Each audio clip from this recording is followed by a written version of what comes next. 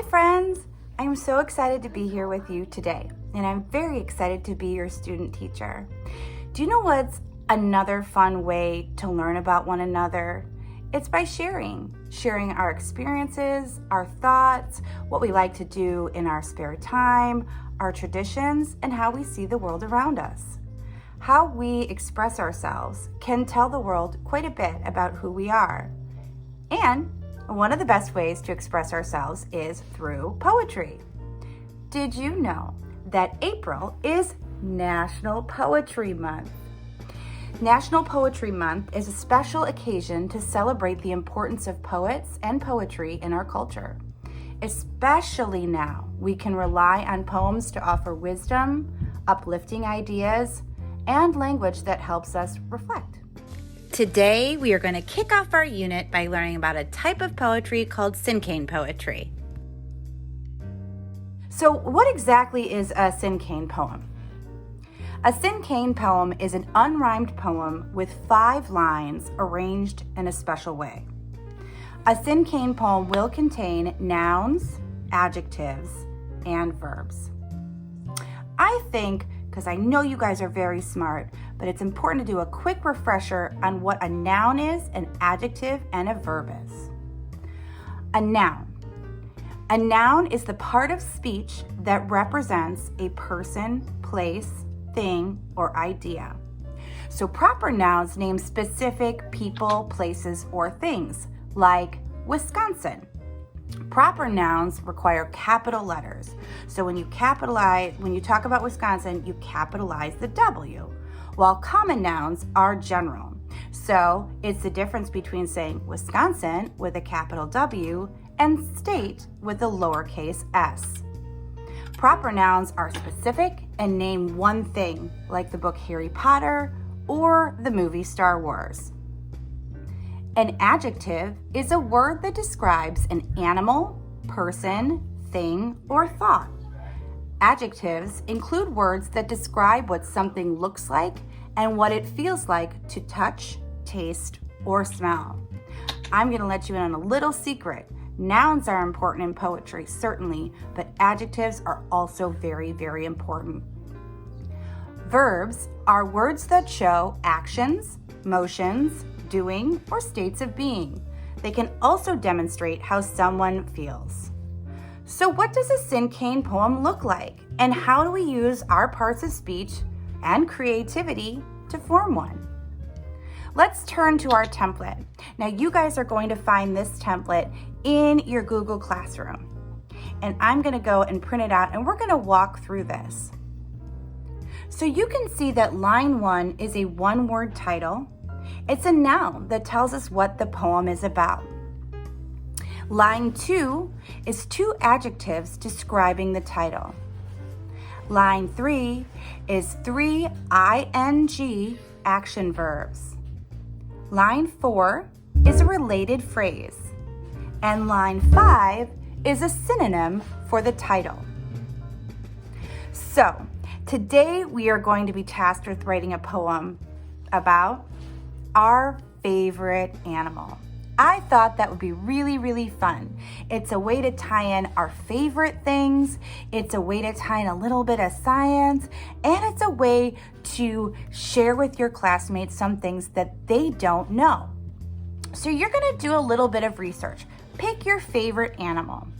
You can look to books. You can look to the internet.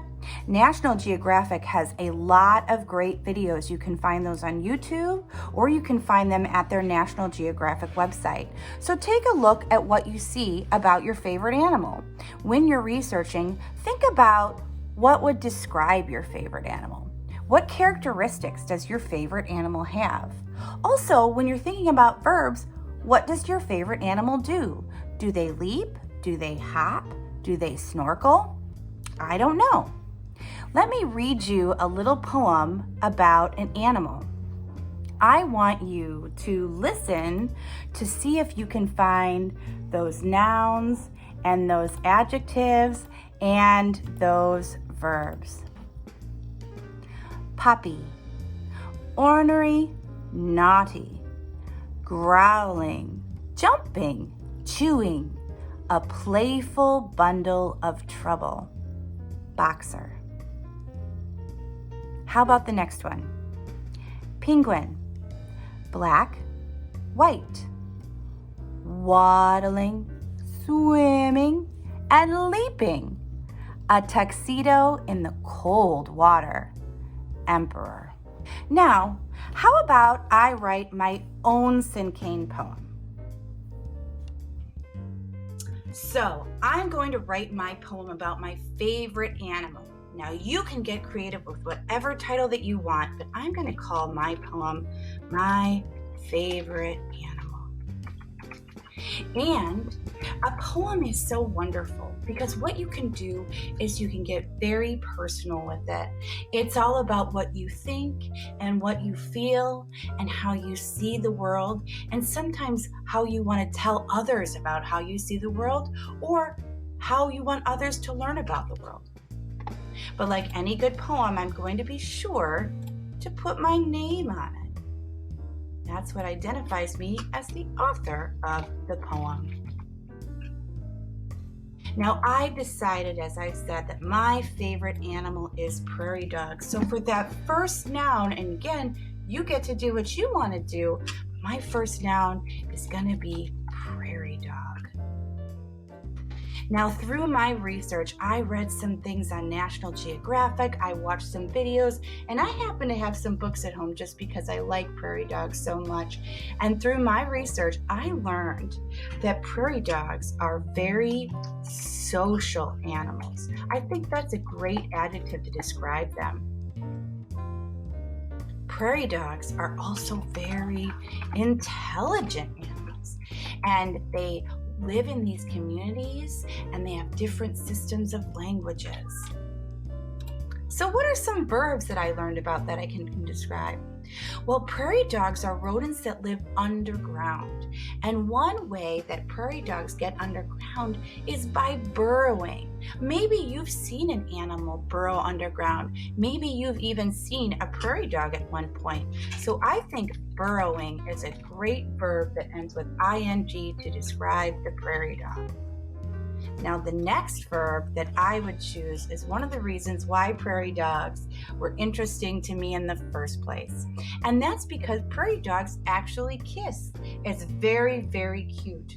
And so the next way that I would describe a prairie dog is kissing, because I think that's very, very sweet. And you know, we talked about prairie dogs being very intelligent. One of the things that makes prairie dogs so intelligent and things that interest scientists that are studying them is that prairie dogs may have their very own language.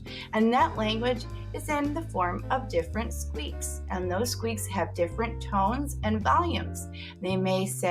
A squeak may say there is food here, or it may be a sound of warning. So the last word that I am going to use is squeaking. Now, a phrase about the topic. That's a little tricky, but it's also very fun because you can be very creative with this. One of the last things that I'd like to share in my poem is that prairie dogs live in communities. And because prairie dogs are social and intelligent animals and they're very, very communal, I think it's very neat that they call the areas where they live a town. So a prairie dog community is known as a town. Now, I need another word that is going to describe my initial noun. So does anyone remember what I said in the very beginning? A prairie dog is a rodent. So I think that's a great way to describe a prairie dog. There you have it. I can't wait to see what ideas that you come up with. You can use the template that's in there to write your poem and hand it in. Don't forget to do research. And you might discover that you have a favorite animal now, but if you do a little research, you might find out about an animal that you didn't even know existed, that you're very, very interested in, that you know that your classmates would like to. Can't wait to read. Happy creativity.